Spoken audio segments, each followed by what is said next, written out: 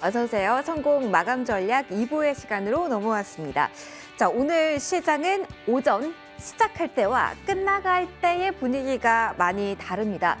자, 오전에는 어디로 갈까 갈팡질팡하다가 더욱더 위쪽으로 자리를 잡아가고 있는데요. 과연 중국 쪽에서 어떠한 이야기를 할까요? 방역 완화에 대한 이야기를 할까요? 시장에 듣고 싶은 이야기를 할까요? 자, 이후의 반응까지 예상을 하면서 오늘 시장 마감까지 저희와 달려보시는 건 어떨까요? 매크로적인 이슈와 함께 지금 공략할 포인트들 쏙쏙 꼽아 드리도록 하겠습니다. 준비된 순서들 하나씩 풀어가 볼게요. 지금부터 함께해 주세요.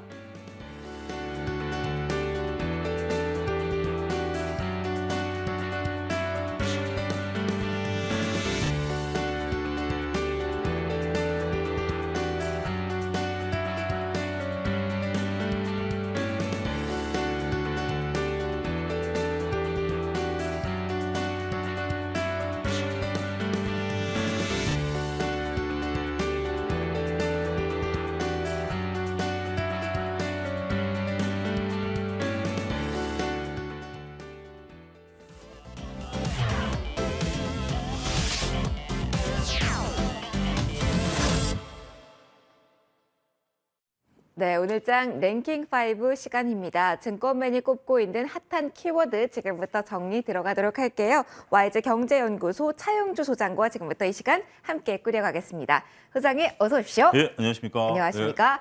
예. 또 이런 느낌으로 뵈니까 또 새로운 느낌 오늘 함께해 주셔서 감사합니다.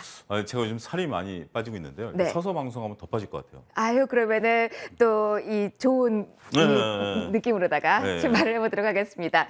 저희 화면을 통해서 먼저 어떠한 이야기 순위에 들어왔는지 체크 담아볼게요. 자, 가장 아래쪽부터 열어보도록 하겠습니다. 폭스콘발 우려가 불거지고 있습니다. 애플 부품주는 어떻게 대응해야 될까요? 5위 LG 이노텍 올라와 있습니다.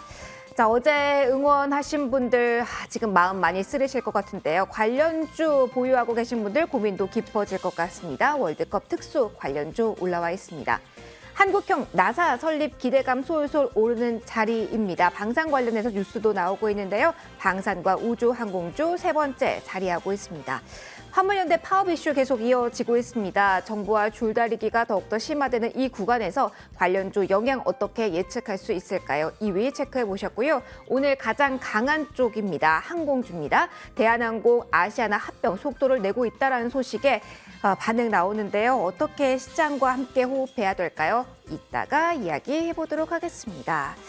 하나씩 보도록 할 텐데요. 가장 마음이 아프면서 눈길이 가는 쪽부터 소장님 볼까 합니다. 네. 여기 4위에 랭크 시켜주신 월드컵 특수 관련주. 소장님 어제 보셨습니까?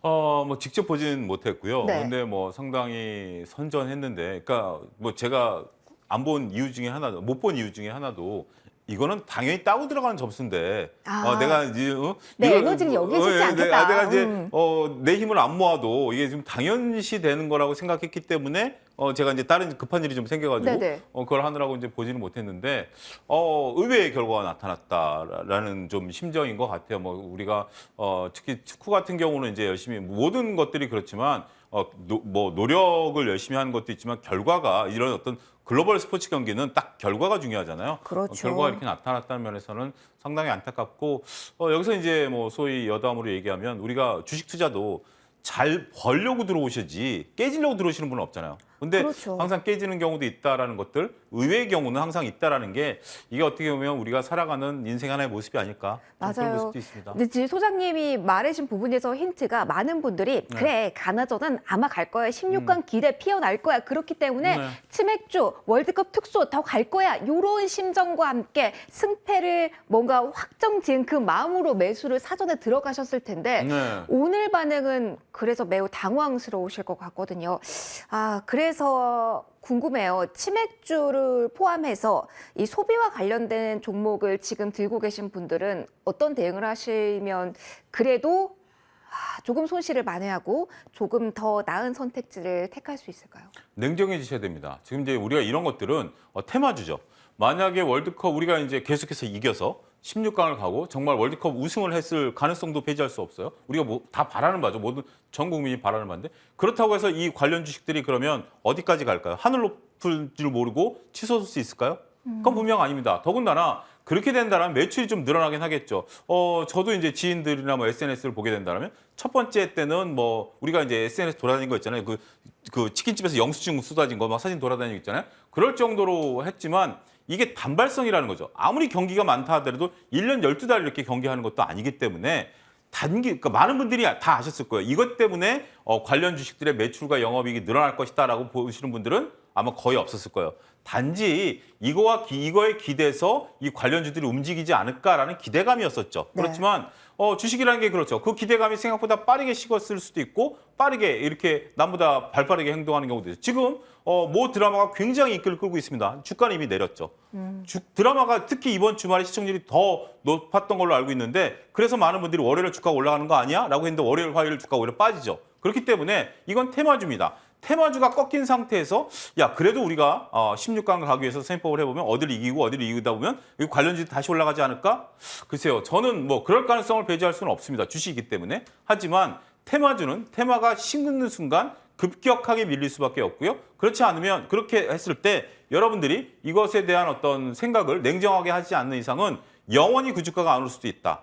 뭐 이런 지금 우리가 보는 주식들은 그래도 펀드멘탈이 살아있는 주식이긴 하겠습니다만 펀드멘탈이 살아있지 않고 테마로만 움직였던 주식들은 고점 찍고 우리가 상당히 어려움을 고전할 수 있죠. 그래서 테마주는 테마가 식었을 때 발빠르게 대응하는 것이 그나마 테마주를 매매하는 올바른 방법이 아니겠는가 말씀드릴 수가 있겠습니다. 알겠습니다. 너무 크게 기대를 걸지 말고 테마는 테마다. 테마는 테마기 때문에 그 형태로 대응하자라는 조언과 들어봤습니다. 다른 키워드도 저희 이어서 이야기해 볼게요. 계속해서 주시를 하고 있는 키워드가 아닐까 싶은데요. 저희 3위에 올라온 쪽이고요. 지금 보시는 것처럼 파업이 엿새째입니다. 강경한 입장이 나오고 있고 여기에서 저희가 뭐 수혜주가 지금 잘 가는 상황은 또 아닙니다만 피해주가 또 그렇다고 해서 너무 많이 흘러내리고 있는 상황도 아니라서 좀 냉철하게 지금 전략에 대해서 만약 보유하고 계신 종목들이 영향을 받는다면 좀 수정이 필요할지 그 점이 많이 궁금합니다. 어떤 이야기 해주실까요, 소장님? 주식 투자자 입장에서 이 화물연대 파업은 100% 악재입니다. 호재를 여러분들이 여기서 나타낼 수 있는 부분은 저는 없다라는 거죠. 왜 그러냐면 지금 화물연대가 파업하는 이유 중에 하나가 그 운송비를 올려달라는 부분들 아니겠습니까? 네. 만약에 화물연대의 요구사항을 정부가 받아들이게 된다면 운송비가 올라가겠죠. 그 부분은 결국 택배업체들이라든지 운송업체들에게 부담이고 기업들에게 부담이죠.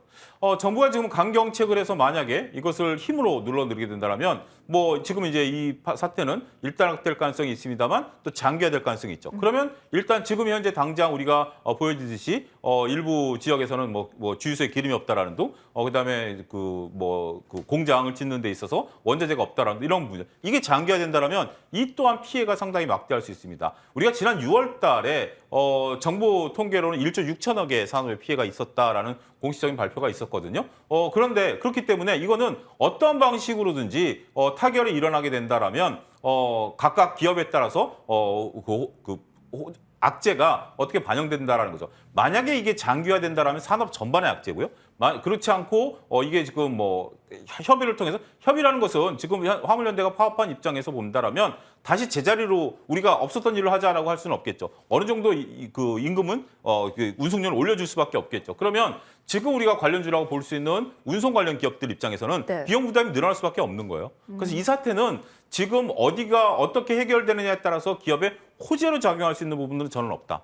결국 물론 이제 지금 뭐 우리가 여러 가지 심정적인 대죠. 지금 현재 기본 운송료 같은 경우 최저임금과 같은 역할을 했고 그런 것들 때문에 많은 지금 이제 그 상황들이 원활히 흘러왔고 이제 일몰제였고 또 정부도 지금 내세우는 게 그거잖아요. 3년 연장이지 이걸 안 해주겠다라는 거거나 더 이상 이걸 우리가 이제 이 최저임금제를 안 하겠다는 거 아니잖아요. 그런 부분들을 보게 된다라면 기업 입장에서 주식 투자자 입장에서 보면 기업의 이익이잖아요. 어떤 정치적 이해관계를 떠나서 어떻게 이것을 바라보느냐 기업의 이익에 훼손을 줄 수 있다는 측면에 있어서는 우리가 한번 고려해 보셔야 되지 않을까 싶습니다. 그러면은 이 사태가 장기화된다라고 하면은 비중이 만약에 조선, 뭐 정유, 뭐 철강 이쪽 높으신 분들은 약간 축소 의견을 이거 산업 보이는 전반에 것인가요? 이제 깔리는 부분들이기 때문에 네네. 이게 어떤 특정 섹터에만 무조건 악재다라고 보여지지는 않아요. 산업 지금 현재 이제 가뜩이나마 올해 우리가 이제 여름에 뜨거웠던 그 영업이익 감소 중에 매출이 늘었지만 영업이익 감소했었던 이유 중에 하나가 운송비의 증가였었잖아요. 네. 근데 지금 이제 몇몇 기업들은 운송비가 이제 떨어짐으로써 이제 해상 운송을 기준으로 봤을 때 이익이 늘어나는 부분들인데 지금 이제 이 수준에서 만약에 이제 노조 측이 요구하는 대로 지금 현재 시멘트라든지 컨테이너 외에 택배까지 이것을 늘리게 된다라고 본다라면 피해주는 있는 거죠. 그렇지만 지금 이것 때문에 조선주, 건설주, 뭐 정유주들이 빠진다. 저는 그렇게 보지는 않습니다. 이거는 어떤 비용의 상승 요소지만 이것을 트리거로 해서 무조건 빠진다라고 보기에는 쉽지는 않지만 어찌됐든 악재이면 사실이다 이렇게 말씀드릴 수가 있겠죠. 알겠습니다. 진행 상황을 계속해서 뉴스와 함께 저희 전략 수정하면서 지켜봐야 될 것 같네요. 하나 더 볼게요. 오늘 가장 핫한 키워드 하면 항공을 꼽을 수 있을 것 같은데요. 그래서 그런지 소장님께서도 1위에 이 키워드 올려놔주셨습니다. 대한항공, 아시아나, 합병. 속도를 내고 있는 건 분명한 것 같습니다. 네. 소장님, 저는 이 이슈가 이렇게나 강력한 호재였을까라는 물음표는 들더라고요. 이 정도입니까? 지금 이제 대한항공과 아시아나가 이제 어쨌든 지금 합병을 하려는 입장이고 지금 이제 중요한 이제 지금 이제 영국이 이제 승인을 하는 것으로 좀 이제 판명이 났고 아직 미국은 답을 안 주고 있어요. 네. 이제 미국도 내년까지 내년쯤은 답을 줄 것 같은데 지금 추세를 본다라면 이제 되는 거죠. 자, 아시아나와 대한항공이 합병하면 시너지 효과가 나타납니다. 우리가 단순하게 이게 이제 소위 말해서 이제 국적기와 LCC로 나눠보죠. 편의상.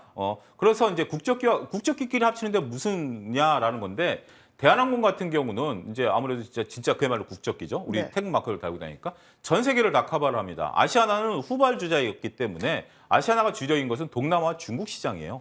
그렇고 아시아나도 여러 가지 뭐 미국이라든지 뭐 이런 쪽들에 나가고 있는 부분들인데 자, 이게 합병이 되면 어떤 결과가 나타날까요? 일단 지금 이제 대한항공과 아시아나가 코드 쉐어를 할 수 있다는 거죠. 우리가 이제 그런 거죠. 저도 뭐 지인이 최근에 일본 갈 때 대한항공을 끊었는데 진에어를 타고 갔다라고 하거든요. 그런 식으로 이제 코드 쉐어가 된다라는 거죠. 그러면 뭐 미국 같은 경우 노선을 더 늘릴 수 없는 상태에서 코드 쉐어를 하게 된다라면 시너지 효과가 나타나는 거죠. 그리고 대한항공 같은 경우 중국 노선을 줄일 수가 있죠. 그리고 오히려 유럽 노선에 이런 쪽에 비행기를 더 보낼 수 있고 중국은 아시아나가 담당해라라는 식으로 서로 투트랙으로 가져갈 수 있다라는 거 보면 이게 겹치지 않는다라는 것이 상당히 중요하다라고 봐요. 그렇기 때문에 시너지 효과가 나타날 수 있고 특히 이제 아시아나 같은 경우 지금 굉장히 자금난에 시달리고 있는데 네. 합병함으로써 지금 대한항공의 자금 여력이 굉장히 좋거든요. 근데 지금은 다른 회사기 때문에 이걸 지원할 수가 없죠. 그렇지만 이걸 합병하고 나면 어느 정도 이제 뭐 인력 구조조정이라든지 아니면 뭐 자금의 원활함이라든지 이런 부분들이 일어날 수 있다라는 거죠. 여기서 가장 수혜를 보는 게 바로 진에어죠. 부산에어죠. 부산에어 같은 경우 아시아나항공의 자회사이기 때문에 네. 대한항공의 자회사는 진에어고요. 그렇기 때문에 오히려 지금 오늘 부산에어 쪽이 주가 탄력성이 더 높아질 수 있다는 거, 회생 가능성이 있다라는 측면에서 있어서 보면 이 시너지 효과에 대한 기대감은 충분히 있을 수 있다. 저는 그렇게 보여집니다.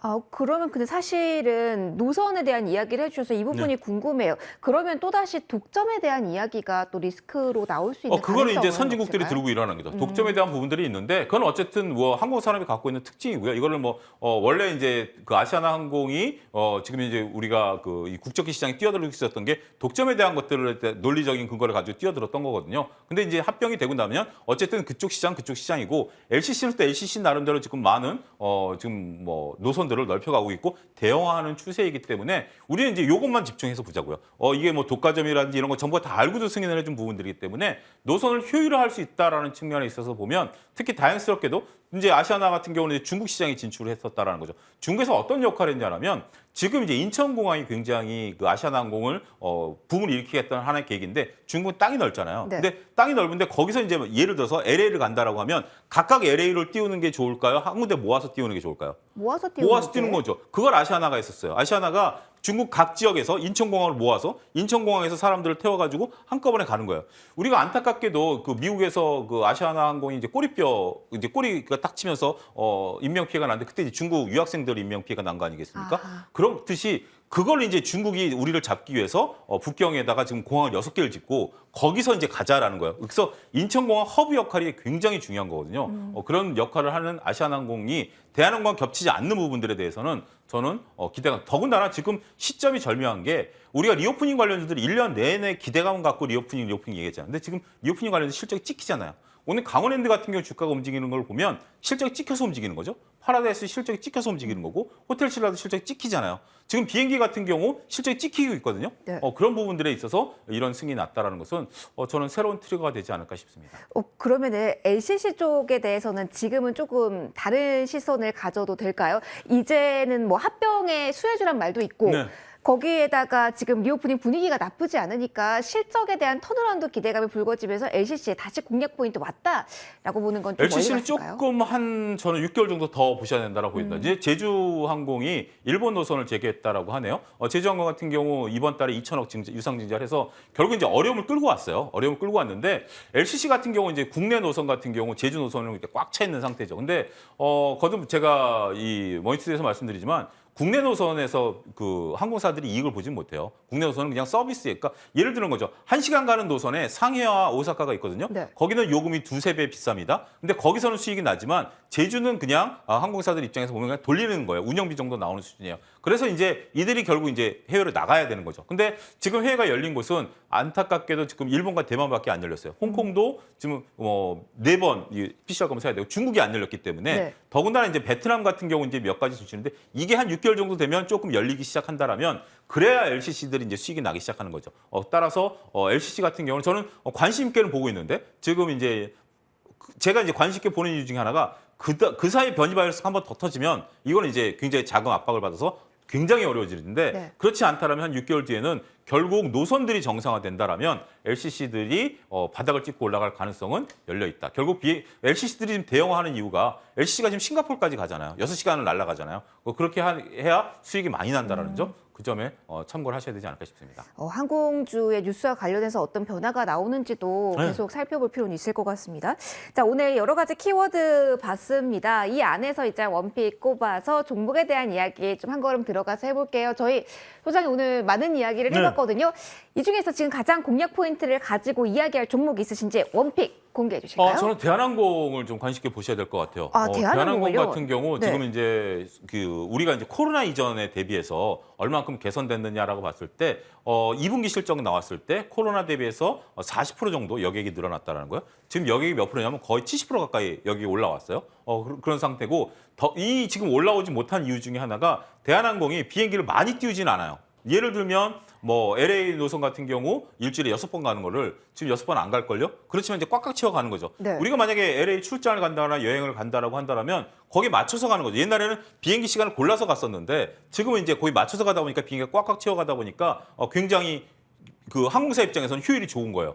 그리고 항공에 대한 부분들이 그동안 대한항공을 먹여 살렸는데 이번에 그 부분이 사라지는 거 아니야라고 보시는 분들도 있는데 지금 보면 물론 이제 떨어지긴 해요. 더군다나 항공 화물의 주력이 되는 게 이제 가전과 IT 쪽이거든요. 그런 부분들이 좀 줄어들긴 하는데 생각보다 더디게 좀 떨어지고 있어요. 그런 부분들 사이에서 여객이 치고 올라온다라는 부분들 그런 상태에서 지금 인력에 대한 구조조정을 많이 해놨고 항공유도 지금 이제 떨어지고 있잖아요. 지금 유가도 지금 $70대까지 떨어져 있는 상황에서 비용은 통제돼 있는 상태에서 노선을 지금 이제 보면서 늘리겠다라는 거예요. 무조건 확 늘리는 게 아니라 특히 대한항공 같은 경우는 이미 코로나 때도 국적기이기 때문에 거점 도시는 다 갔어요. 런던이라든지 뉴욕, 워싱턴 사람이 없어도 뛰었어요. 근데 이제 그게 지금 꽉꽉 채워가는 입장에서 더군다나 뭐 일본 노선 이런 데는 사람 봐서 이제 늘린다라는 거기 때문에 상당히 효율화 측면에 있어서는 그래도 탑픽인 대한항공을 보셔야 되지 않을까 싶습니다.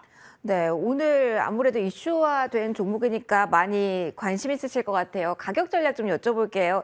어느 정도 가격까지 바라보고 손절 라인 잡고 저희 진입해 보면 될까요? 뭐 현재가 수준에서 저는 충분히 공략 가능하다라고 보여지고요. 목표가는 3만 원, 손절 라인 24,000원 정도 제시해 드리는데 지금 저는 리오프닝과 관련해서는 가장 탑픽이 대한항공과 파라다이스 두 개를 놓고 상황들을 좀 보셔야 되지 않을까. 제가 지금 오늘 머니투데이 오면서 명동을 지나왔는데요. 네. 명동에 보면 거기 이제 그 공항 가는 버스가 있어요. 거기 명동 그 딱 타는 입구가 있는데 오래간만에 트렁크들이 줄 서 있는 걸 봤습니다. 오, 그러니까 코로나 이전에는 거기에 이제 오시는 분들은 거의 뭐 99%가 외국인들이시잖아요. 그게 이제 5분 간격으로 버스가 다니면서 줄을 세워놨는데 오늘 줄 서 있는 거 처음 봤어요. 그럴 정도로 지금 외국 관광객들이 상당수 지금 많이 들어와 있다라는 점도 중요한 포인트가 아니겠는가 싶습니다. 다만 탑픽만 보면서 대응을 해야 탑픽의 된다. 움직임에 따라서 혹시 이제 좀 범위를 넓혀가는 것도 나쁘진 않습니다. 오늘 이제 강원랜드도 움직이곤 합니다만 그래도 탑픽이 꺾이면 나머지들이 더 빨리 꺾일 수 있다라는 점 감안하셔야 되지 않을까 싶습니다. 알겠습니다.